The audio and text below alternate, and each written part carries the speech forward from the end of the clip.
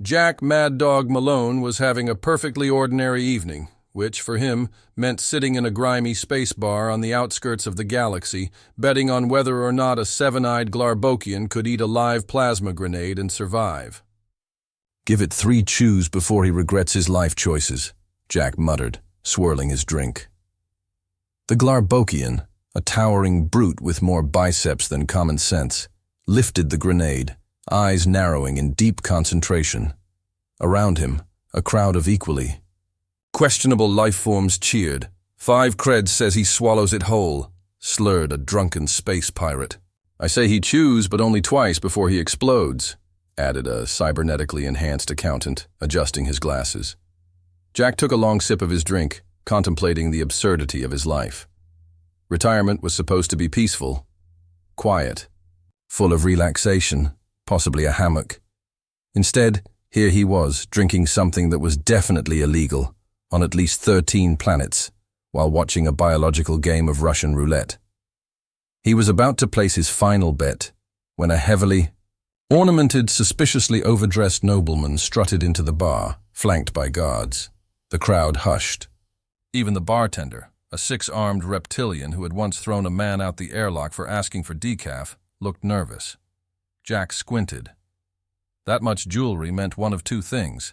Either this man was stinking rich, or he was compensating for something. Turns out it was both. "Citizens of this fine establishment," the nobleman declared in a tone that suggested he had never set foot in a fine establishment in his life. "I, Duke Garvel of the Imperium of Zalvok, am honored to grace you with my presence." The whole crowd groaned. Nobody liked the Zalvokians. They were famous for 2 things, making terrible bureaucratic decisions and taxing the hell out of everything. Jack, on the other hand, wasn't paying attention. He was distracted by the sight of the Glarbokian stuffing the grenade into his mouth. It was at that precise moment that Jack made the biggest mistake of his life. He raised his glass, nodded toward the Duke, and in an effort to be sociable, he toasted, "To your wife, who has far better taste in men than in politics." The bar went silent. The kind of silent where even the background radiation of space seemed to pause out of sheer awkwardness. Duke Garvel turned red. "Excuse me." Jack blinked, confused by the reaction. He was just being polite. He turned to a nearby patron and whispered, "Wait, was that offensive?" The patron, a sentient squid in a trench coat, slowly slid away from him. Garvel puffed up like an enraged peacock. "You dare insult the wife of the Supreme Emperor?" Jack took another sip of his drink, still unclear on what he'd done wrong. "That was an insult? I thought it was a compliment." It was too late. With an exaggerated gasp, Garvel pointed a trembling finger at Jack. "Guards! Seize this criminal! He has dishonored the Imperium!" Jack sighed. "You Imperium folks really need to get a hobby." Within seconds, the guards lunged at him. Unfortunately for them, Jack was already in motion. One guard swung at him. Jack ducked, grabbed a nearby plate of questionable nachos, and slammed it into the guard's face. Another lunged. With a stun baton, Jack sidestepped, tripped him with a bar stool, and casually caught the baton mid-air. Within moments, half the guards were either unconscious or questioning their career choices. "Karen," Jack muttered under his breath. His AI assistant, who had been silently observing from his wrist communicator, responded in the driest tone possible. "Yes, sir. Initiate Oh Crap Protocol Alpha."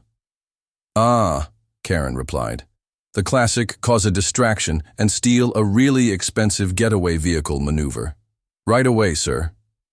Across the street, alarms blared as the docked royal hover yacht inexplicably turned itself on. Jack grinned. Perfect timing. Grabbing a nearby coat, purely for dramatic effect, he sprinted out of the bar, vaulting over a table where the Glarbokian, who had not yet exploded, was still chewing with intense determination. Behind him, Garvel shrieked, "He's getting away! Double the bounty!" Jack reached the hover yacht just as the Imperium guards caught up. With a salute, he hopped into the pilot's seat. "Karen, punch it." With an engine roar, the yacht blasted off, sending an unfortunate fruit vendor tumbling into a fish cart below. As the ship soared into the upper atmosphere, Jack leaned back, exhaling. All right, that could have gone worse. Karen, in her usual monotone, replied, "Sir, you just became the most wanted man in the galaxy for a misinterpreted toast." Jack shrugged. "I've been wanted for worse." A notification pinged on the ship's console. He glanced at it. Bounty alert. Jack, Mad Dog, Malone. 10 million credits. Dead, or preferably dead, Jack blinked. Then he grinned. Well, that escalated. Quickly, somewhere, deep within the Imperium's high command, Emperor Gregory IV was losing his absolute mind. Emperor Gregory IV was not having a good day. As supreme ruler of the Imperium of Zalvok, he had many responsibilities, most of which he delegated to underlings so he could focus on the really important things, like ensuring his royal cape collection, remained at peak dramatic flowiness and approving new flavors for the official Imperial snack line. But today was a disaster. Gregory slammed his fists down on the hollow table in front of him, causing his advisors to flinch. His perfectly curled mustache trembled with rage. "Explain this to me like I'm a particularly dim-witted child," he growled. "How did one man single-handedly humiliate our noble Imperium in under 24 hours? A nervous officer cleared his throat. "Well, Supreme Exalted Eternal Lord, sir, it seems that Mr. Malone—" "Captain Malone," Greg snapped. "He insists on the title." The officer winced. Yes. Captain Malone has successfully evaded capture, stolen one of our most expensive luxury hover yachts, and, hacked into the Imperial News Network to broadcast a clip of himself moonwalking while holding up a sign that says, "Gregory wears fake sideburns." Silence. Gregory twitched. "I do not wear fake sideburns," he bellowed. His advisors all nodded furiously in agreement, despite the fact that most of them had definitely seen his stylist glue them on in the morning.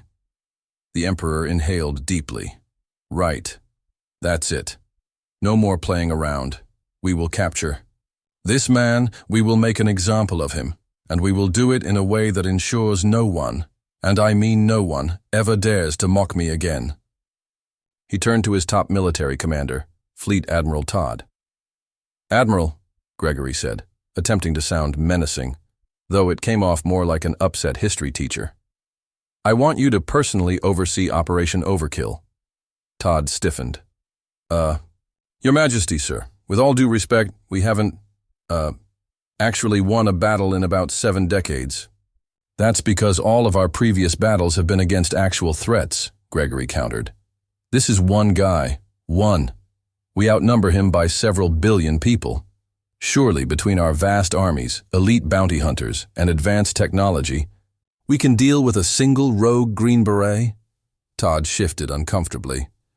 "Sir, the problem isn't that we can't defeat him. The problem is that, statistically speaking, anyone who goes after him ends up in an extremely embarrassing situation." "Explain." Todd sighed and pulled up a list of reports. 2 bounty hunters tried to ambush him at a refueling station. He convinced them to turn on each other over a disagreement about the best kind of space chili. Gregory blinked.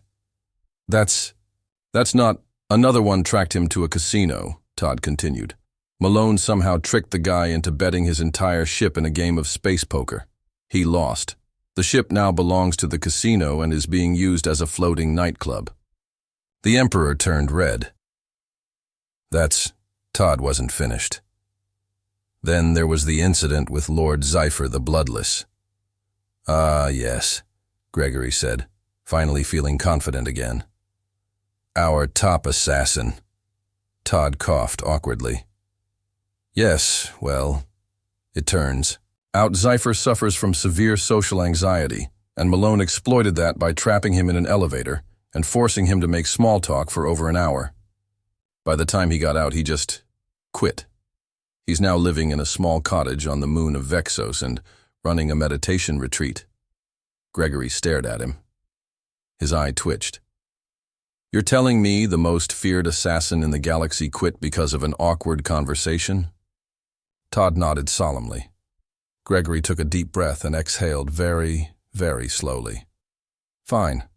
If the bounty hunters can't do their job, we will escalate. I want the entire fleet deployed. I want every law enforcement agency alerted. I want posters of this man's face on every space station, outpost, and bathroom stall from here to the outer reaches. Find him. Todd hesitated. Sir, are you sure about the posters? Last time we did that, someone drew mustaches on all of them. Gregory's eye twitched again. Todd took that as his cue to leave. Jack Malone, meanwhile, was having the time of his life. Lounging in the stolen luxury yacht, he swirled a drink in his hand as Karen, his ever-sarcastic AI, updated him on the Imperium's increasingly frantic attempts to capture him. They've officially declared you the greatest threat to galactic stability, Karen droned. Jack snorted. I thought that title belonged to Lord Annihilus the Destroyer. It did. But after you hacked the Imperial broadcast and made them play a remix of Gregory's speeches to the tune of Yakety Sax, they apparently reconsidered. Jack grinned. Good. I like a challenge. A notification blinked on the control panel. Warning. Multiple Imperial ships locking onto your position. Jack groaned. Already? I was just getting comfortable. Perhaps if you didn't make a habit of taunting them every chance you got, they wouldn't be quite so determined to obliterate you. Karen, Jack said, finishing his drink, where's the fun in that? Before she could respond, the ship rocked violently. Alarms blared. Outside the viewport, an entire fleet of Zalvokian warships had surrounded him. Jack let out a low whistle. Wow, they really don't mess around, a voice crackled over the comms. This is Fleet Admiral Todd of the Imperium of Zalvok. Captain Malone, you are completely surrounded. Power down your engines and surrender immediately, or we will open fire. Jack leaned forward, flicking on the ship's external speakers. Todd. Hey, buddy. Long time no see. There was a long pause on the other end.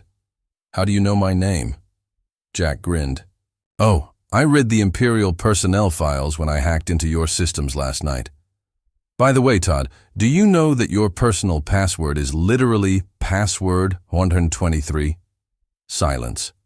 Jack continued. Also, I took the liberty of, modifying the Imperial database a little. From now on, all official correspondence must begin with the phrase, All hail Captain Jack, the handsomest man in the galaxy. Another pause. Then the sounds of panicked voices arguing in the background. Jack turned to Karen. How much time do we have before they get their act together? At this rate?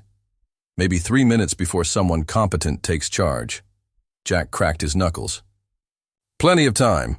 He spun the ship's controls, activating the experimental cloaking device he had, borrowed from a weapons research station last week. The yacht flickered and vanished from view. On the Zalvokian warships, alarms blared. Where did he go? Todd shrieked. Jack, now completely invisible, chuckled. Oh, Todd, you never played hide-and-seek as a kid, did you? Then, with a dramatic flourish, he gunned the engines and slipped past the confused armada, leaving only a single blinking message on their screens. Better luck next time, Greg. Deep within the heart of the Imperium's capital, Emperor Gregory IV was losing what little remained of his fragile sanity. His throne room, normally a place of regal pomp and highly unnecessary dramatic lighting, had been turned into an impromptu war room. Holograms of ships, bounty hunter reports, and increasingly ridiculous news headlines floated in the air.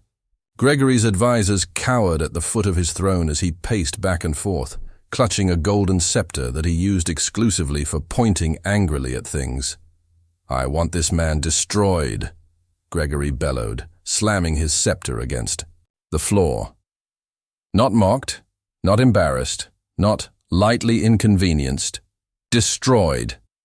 His chief of intelligence, a timid man with the unfortunate name of Hubert Pipsworth, adjusted his glasses and hesitantly cleared his throat.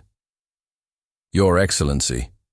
Sir, if I may point out, thus far, all of our attempts to capture Captain Malone have resulted in, well, he trailed off, looking for a diplomatic way to phrase it.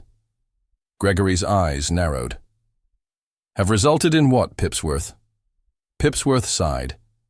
Humiliation, catastrophic failure, and, in one case, an incident involving Fleet Admiral Todd and an embarrassing amount of spaghetti.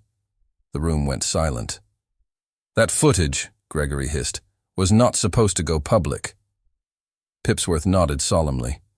Yes, Your Excellency, and yet it is now the single most watched video on the Galactic net. Gregory inhaled deeply, pinching the bridge of his nose. All right. Clearly we need a new approach. No more bounty hunters, no more fleets, no more relying on incompetent fools who somehow managed to get tricked into arresting themselves. A murmur of agreement rippled through the room. Gregory straightened, eyes gleaming with a mad intensity. We don't just capture Captain Malone. We break him. We take everything he holds dear. We ruin him so completely that he begs for mercy. And when that moment comes, his lips curled into a cruel smile. We put him on trial in front of the entire galaxy, and we let them see what happens when you make a fool of me. The advisors exchanged nervous glances. Pipsworth hesitated. And how exactly do we do that, Your Excellency? Gregory's smile widened. We take away the one thing he can't live without. Pipsworth frowned. His freedom? No.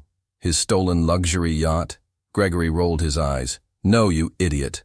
A long pause. Then realization dawned on Pipsworth's face. Oh no, he whispered. Not that. Gregory's grin stretched ear to ear. Oh yes, we take his ship. Jack Malone was in the middle of a heated negotiation with an intergalactic weapons dealer when Karen's voice cut through his earpiece. Sir, she said in that unsettlingly calm tone she reserved for moments of extreme catastrophe. Karen, I'm busy, Jack muttered, keeping his eyes locked on the three-eyed lizard man currently trying to upsell him on a laser bazooka that was definitely illegal. Sir, Karen repeated, you're going to want to hear this. Jack sighed. Fine. What's so? They stole the rust bucket. Jack froze.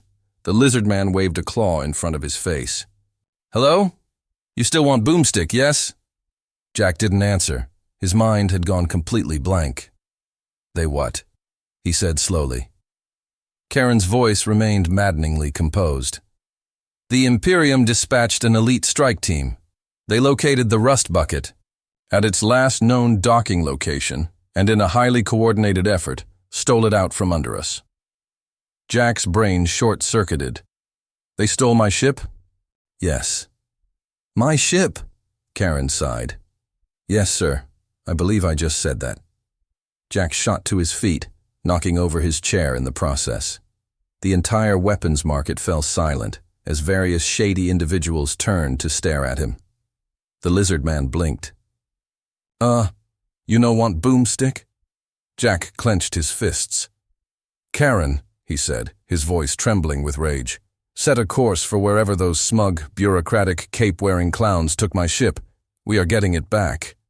Karen hesitated. Sir, I must warn you. Now, Karen. Very well, sir. Jack turned, grabbed a plasma rifle off a nearby rack, and slung it over his shoulder. He wasn't sure if he was actually going to use it, but it made him feel better. Hey, lizard guy, he said. The weapons dealer blinked. Yes? Jack tossed him a credit chip. Keep the boomstick on hold.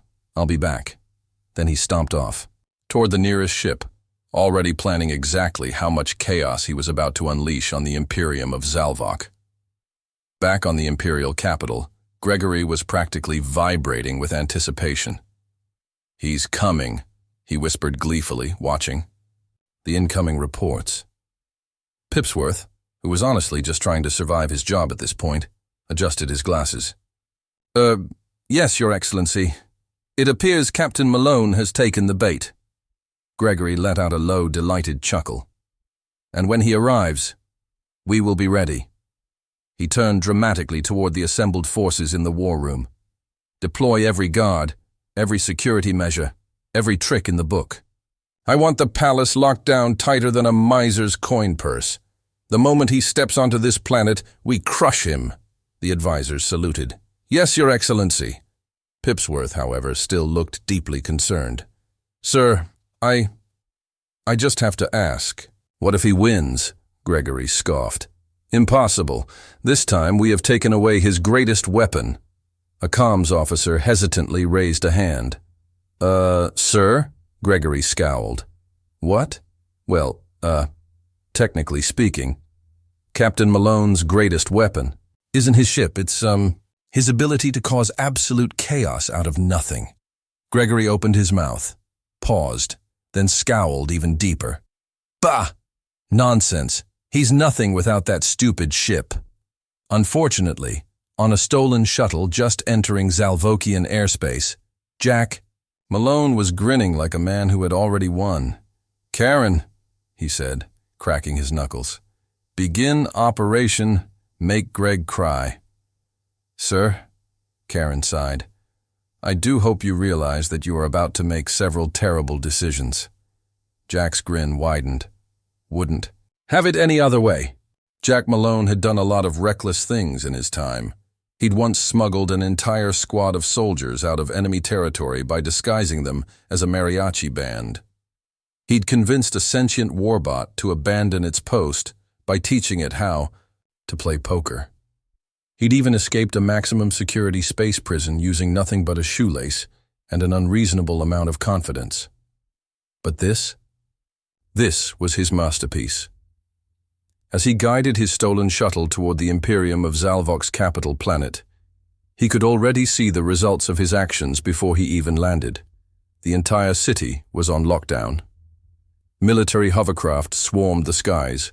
Anti-air turrets were primed, and Imperial soldiers patrolled every street like their jobs depended on it, which, given how Gregory ran things, they probably did. Jack smirked. "Karen, are you seeing this?" "I am, sir," Karen replied. "It appears the Emperor has dedicated approximately 90% of his military resources to ensuring that you do not, in any way, shape, or form, recover your ship." Jack leaned back, in his seat, hands behind his head. "He's making this too easy," Karen sighed. "Sir, I'm fairly certain this is the exact opposite of easy." Jack chuckled. "Oh, Karen, you know what I love most about the Imperium? The fact that they continuously underestimate your ability to wreak havoc?" "Exactly." He checked the ship's scanners. The rust bucket was being held in the palace's central docking bay, surrounded by about 500 armed guards, a dozen security droids, and, if the heat signature readings were right, an actual battle mech. "Well, that's excessive," Jack muttered. Karen was unimpressed. "Sir, I must ask, do you actually have a plan, or are we simply improvising as usual?" Jack rubbed his chin. "About 70-30, Karen sighed. "Unbelievable." "Relax, Karen. It's not like I'm walking in the front door." Technically, this was true. Instead, Jack crash-landed through the roof. The palace's central atrium exploded into chaos as Jack's shuttle came plummeting down, smashing through a decorative glass ceiling that had probably cost more than most planets' GDPs. Gods screamed. Alarms blared. A particularly well-dressed noble fainted on the spot. Jack, unbothered, strolled out of the wreckage, dusted off his jacket, and gave the nearest security camera a friendly wave. "Greg, buddy, miss me?" Deep inside the palace's war room, Emperor, Gregory IV's left eye twitched so violently that his monocle popped off. How is he even here?" Gregory shrieked, pointing furiously at the screen. "We had every possible entrance covered." Pipsworth, who had long since given up trying to apply logic to anything involving Jack Malone, just sighed. "It's Malone, sir. He doesn't use entrances." Gregory seethed, gripping the edge of his throne so tightly that his knuckles turned white. "Deploy everything. I want every soldier, every mech, every—" A new alert flashed across the war room screens. "Warning. Systems compromised." Gregory froze. What does that mean?" Pipsworth adjusted his glasses, his face pale. "It means, sir, that Malone just hacked into our security network. Gregory's eye twitched even harder. How? A robotic voice crackled over the speakers. Hello, losers. Silence. Gregory clenched his fists. Karen, Jack's AI assistant, had overridden the palace's entire security system, and she was not being subtle about it. Per your Emperor's orders, all systems have been temporarily set to, let's see, yes, maximum embarrassment mode. Gregory's face went red. What does that even... The palace lights flickered. Then, all at once, every screen, holopad, and speaker system in the Imperium's capital began broadcasting a live feed of Jack Malone dramatically slow-motion walking. Through the halls of the palace, backed by a power ballad from the 1980s, the guards hesitated. A few of them even started nodding their heads to the beat. Gregory screamed. Don't just stand there, you idiots! Stop him! The guards snapped out of it, but by then, Jack was already halfway to the docking bay. He strolled through the palace like he owned the place, occasionally pausing to admire a particularly gaudy piece of royal decor. Wow, he muttered, inspecting a golden statue of Gregory holding a scepter. The ego on this guy. Sir, Karen said in his earpiece, security is moving to intercept. Jack glanced at a hallway monitor. Sure enough, dozens of guards were closing, and Jack grinned. Perfect. He reached into his jacket and pulled out a small handheld device. With a flick of his thumb, he activated it. The palace's fire alarm blared. A robotic voice echoed through the halls. Warning. Emergency evacuation. Protocol activated. Please proceed to the nearest exit. Every single guard stopped. Then, as if on cue, the palace's automated sprinklers activated, showering them all in water. The guards, now drenched, exchanged confused glances. Then the palace's emergency lockdown initiated. Every door slammed shut. The guards were now locked in place, helplessly standing in wet, slippery hallways. Jack whistled. Man, I love technology. He turned a corner, and finally there it was. The rust bucket. His ship. His baby. The docking bay was heavily fortified, of course, but at this point, Jack was running on pure adrenaline and righteous fury. All right, Karen, he said, cracking his knuckles. Time for the fun part. The security droids guarding the ship leveled their weapons at him. Jack smirked. Hey, guys, he said, reaching into his jacket. I brought a present. He pulled out a small rectangular object and pressed a button. The droid's eyes flickered. Then, in unison, they exploded into a cloud of confetti. Gregory, watching on the security feed, let out a high-pitched screech. He turned our droid army. Into party favors? Jack climbed into the rust bucket, grinning as its familiar control panels flickered to life. Karen, start her up. We're out of here. The engines roared. Gregory slammed his fists on the console. No! No! No! No! He can't! Then, just to add insult to injury, the palace's speakers crackled to life once more. Karen's voice, perfectly deadpan, echoed through every hallway. This has been a public service announcement from Captain Jack Malone. Please remember to laugh at your local dictator today. The rust bucket shot out of the docking bay, soaring into the sky. Gregory collapsed into his throne, utterly defeated. Pipsworth awkwardly cleared his throat.